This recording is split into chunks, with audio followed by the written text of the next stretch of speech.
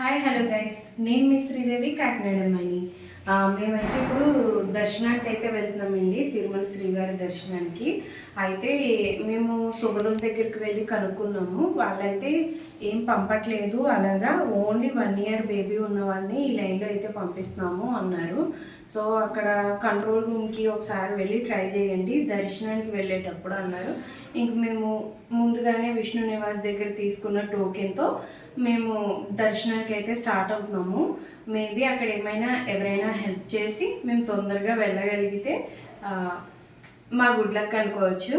ఇంకా ఫైనల్గా మా లవ్లీ మొక్కు అయితే కంప్లీట్ అయిందండి. సో మేము ముగ్గురం అయితే ఒకే కలర్లో డ్రెస్సెస్ వేసుకున్నాం అనమాట. ఇది లవ్లీ డ్రెస్, ఫుల్ స్లీవ్స్ అంటే 3/4 స్లీవ్స్ ఉంటాయండి, చలేసేస్తుంది అని ఇంకా తను స్వెటర్ వేసుకుంది అనమాట. ఇంకా నేను ఈ కలర్ వేసుకున్నా, మా హస్బెండ్ కూడా మాకు సిమిలర్గా డ్రెస్ అయితే వేసుకున్నారు. లవ్లీ నేను ఎలా రెడీ అయ్యామో చెప్పండి. ఇంకా వీడియో అయితే కంటిన్యూ అవుతుంది, చూసేయండి గైస్. మా హస్బెండ్ది లవ్లీది సేమ్. నాకు తిరుమల శ్రీవారి దర్శనం అయితే 1 అవర్లోనే అయ్యిందండి. చాలా బాగా జరిగింది దర్శనం. అది ఎలా అనేది ఈ వీడియోలో చెప్తాను. అంతకంటే ముందు దాని వెనుకున్న బ్యాక్ సైడ్ స్టోరీ అయితే ఇప్పుడు చెప్తాను. మేము ట్రైన్ దిగ్గానే ఫస్ట్ విష్ణు నివాస్కి వెళ్ళాము. అక్కడ సర్వదర్శనం టోకెన్స్ అయితే తీసుకున్నాము. ఆ టోకెన్స్లో మాకు నెక్స్ట్ డే ఎర్లీ మార్నింగ్ 4కి దర్శనానికి స్లాట్ అయితే ఉందన్నమాట. ఇంకా మేము ఎర్లీ మార్నింగ్ 3:30 కల్లా రెడీ అయిపోయి రూమ్ నుండి బయటకైతే వచ్చేసాము. బయట అయితే ఇలా చాలా వెహికల్స్ ఉన్నాయి. ఈ వెహికల్స్ వాళ్ళైతే మనల్ని దర్శనం ఎంట్రన్స్ పాయింట్ వరకు తీసుకెళ్ళి డ్రాప్ చేస్తారు. దానికోసం పర్ పర్సన్కి 100 నుంచి 150 వరకు ఛార్జ్ చేస్తున్నారు. మేము దర్శనానికి వెళ్ళిన రోజైతే సండే అండి. మేమైతే ముందు సర్వదర్శనం క్యూ లైన్ దగ్గరికి వెళ్ళలేదు, కంట్రోల్ రూమ్ దగ్గరికి వెళ్ళాము. ముందు రోజు మేము సుపదం దగ్గరికి వెళ్ళాం కదండి, అక్కడ ఒక ఆఫీసర్ చెప్పారు మాతో, కంట్రోల్ రూమ్లోని అఫీషియల్స్ ఉంటారు, వాళ్ళకి మీ హస్బెండ్ ఇంకా పాప హెల్త్ రిపోర్ట్స్ చూపించమ్మా, వాళ్ళు మీకు ఖచ్చితంగా హెల్ప్ చేసి తొందరగా దర్శనం అయిపోయే క్యూ లైన్లో మిమ్మల్ని పంపిస్తారు అని. అందుకోసం మేము కంట్రోల్ రూమ్ దగ్గరికి అయితే వెహికల్లో వచ్చాము. మా దగ్గర శ్రీన్కి నాకు కలిపి 300 రూపీస్ ఛార్జ్ చేశారు.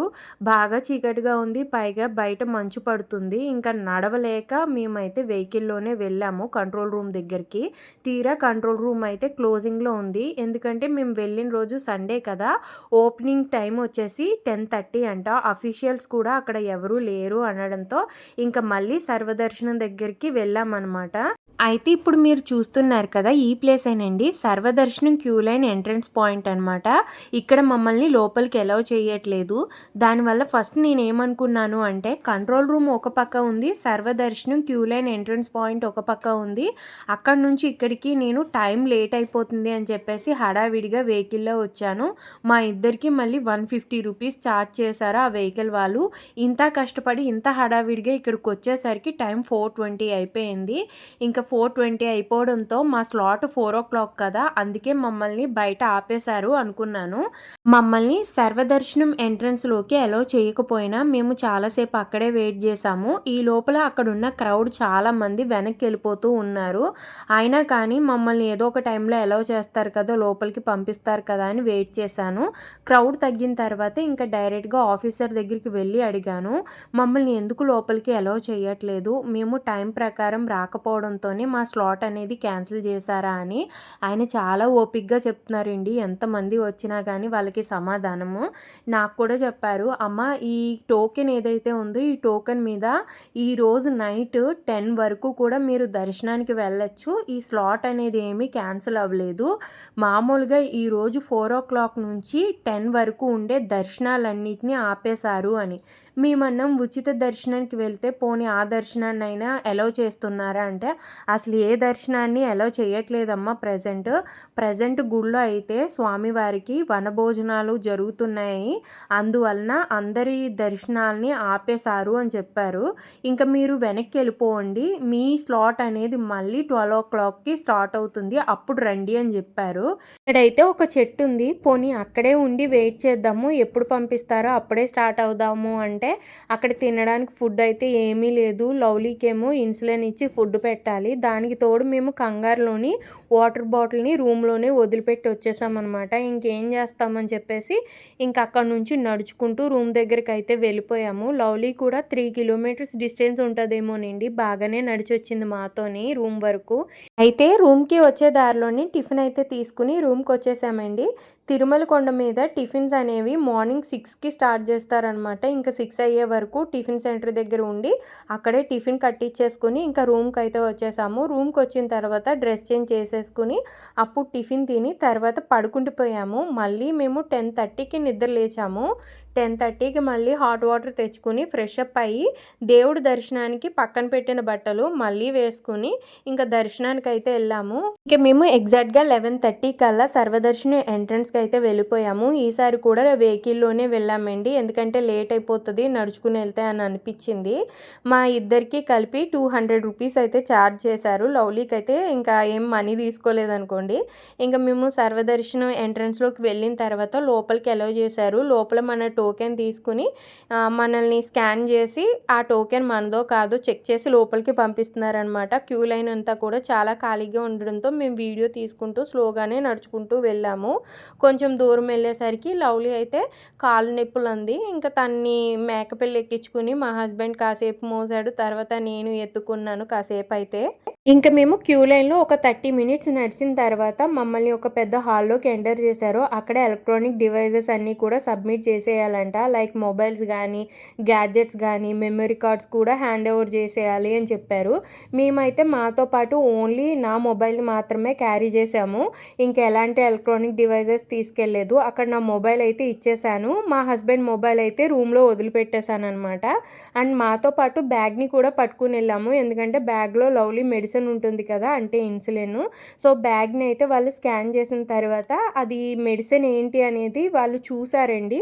బయటికి తీసి చూసి ఇంకా మెడిసిన్ని తీసుకెళ్ళొచ్చు అని చెప్పారనమాట. ఎవరైనా బ్యాగులు తీసుకొచ్చినా అక్కడైతే వాళ్ళు హ్యాండ్ ఓవర్ చేసుకుంటున్నారు. మాది మెడిసిన్స్ తీసుకుని వెళ్ళిన బ్యాగ్ కాబట్టి ఆఫ్టర్ చెకింగ్ తర్వాత మా బ్యాగ్‌ని మాకైతే హ్యాండ్ ఓవర్ చేస్తారు. అయితే మా బ్యాగ్‌లో ఉన్నది మెడిసిన్ అని వాళ్ళకి ఎలా తెలిసింది అంటే మేము అక్కడ లవ్లీ మెడికల్ రిపోర్ట్స్ చూపించాము. ఆఫ్టర్ దట్ మా బ్యాగ్ అయితే మాకు హ్యాండ్ ఓవర్ చేశారనమాట. ఇంకో చోటు కూడా చెకింగ్ అయితే ఉందండి. అక్కడ కూడా రెండోసారి చెక్ చేసి ఆ తర్వాత దర్శనంకి అయితే పంపించారు. మా లైన్ అనేది ఎక్కడా ఆగలేదండి. ఏ హాల్లో కూడా మమ్మల్ని ఉంచలేదు. డైరెక్ట్ ఇంకా దర్శనానికే పంపించేశారు. దర్శనం దగ్గర చేసి కొంతమంది తోసుకుంటూ ఉన్నారు కానీ నిజం చెప్పాలంటే స్వామివారిని ఎక్కువసేపు చూడాలి, తొందరగా చూడాలి అనే ఆతురతతోనే అలా తోసుకుంటూ ఉంటున్నారు. అయితే ఇక్కడ నాది ఒక చిన్న సజెషన్ అండి. అంటే నేను చెప్పక్కర్లేదు అనుకోండి, మీకు కూడా తెలుసు. స్వామివారి దర్శనం దగ్గర చేసి చిన్నపిల్లల్ని మాత్రం ఎత్తుకుంటే బెటర్. స్వామివారు బాగా కనిపిస్తారు అండ్ ఆ క్రౌడ్లో కూడా వాళ్ళకి కొంచెం ఫ్రీగా ఉంటుంది అని. మాకైతే స్వామివారి దర్శనం ఎంటైర్ అంతా కలిపి టైము 1 అవర్లో కంప్లీట్ అయిపోయిందండి. విష్ణు నివాస్లో టోకెన్స్ తీసుకున్న వాళ్ళు ఎవరికైనా సరే ఎర్లీగానే దర్శనం అనేది అయిపోతుంది. మేము వెళ్ళినప్పుడు ఇంకా క్రౌడ్ అనేది తక్కువగా ఉంది. అది ఎందుకు అంటే అక్కడ ఉండే షాప్ కీపర్స్ ఉంటారు కదా, వాళ్ళు చెప్తున్నారనమాట.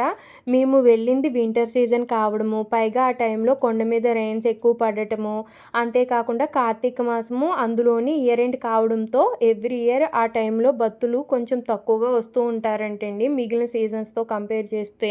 ఇంకా మాకు అదే ప్లస్ పాయింట్ అయ్యి మా దర్శనం అనేది చాలా బాగా జరిగింది, తొందరగా జరిగింది. నేను అస్సలు ఎక్స్పెక్ట్ చేయలేదండి మా దర్శనం 1 అవర్లో కంప్లీట్ అవుతుంది అని.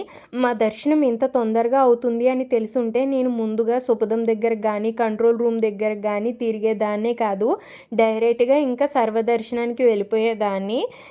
కానీ ఏదైనా తెలుసుకుంటే మంచిది కదా. ఇంకా మాకు శ్రీవారి దర్శనం అయిపోయిన తర్వాత ముడుపు చెల్లించే దగ్గర కొంచెం ఇబ్బంది అయింది. అక్కడ కూడా ముడుపు చెల్లించేసి ఇంకా వచ్చేటప్పుడు ప్రసాదం తిని లడ్డు కౌంటర్స్కి అయితే వెళ్ళాము. లడ్డూలు కూడా తీసుకున్న తర్వాత స్వామివారికి అలంకరించిన పూలతో అగరబత్తులు అయితే రెడీ చేస్తారు. సో అగరబత్తులు తీసుకోవడానికి లైన్లో నిలబడ్డాను. అప్పుడు చాలా పెద్ద వాన పడి నేను ఫుల్గా తడిచిపోయానండి. అగరబత్తులు కొన్న తర్వాత ఒత్తులు వెలిగించి కొబ్బరికాయ కొట్టి దండం పెట్టుకుంటారు కదా, అక్కడికైతే వెళ్ళాము. అక్కడ దండం పెట్టుకుని ఆ నెక్స్ట్ కోనేరు దగ్గరికి వెళ్ళాము. కోనేరు అయితే చాలా చాలా అందంగా ఉందండి. ఏదైనా కానీ ఒకటి చెప్పాలి, మనకి దర్శనం తొందరగా అవ్వాలి అంటే ఈ సీజన్లో వెళ్తే తొందరగా అయిపోతుంది. అండ్ అలానే తిరుపతి అందాలు ఈ సీజన్లో ఇంకా రెట్టింపు అవుతున్నాయి.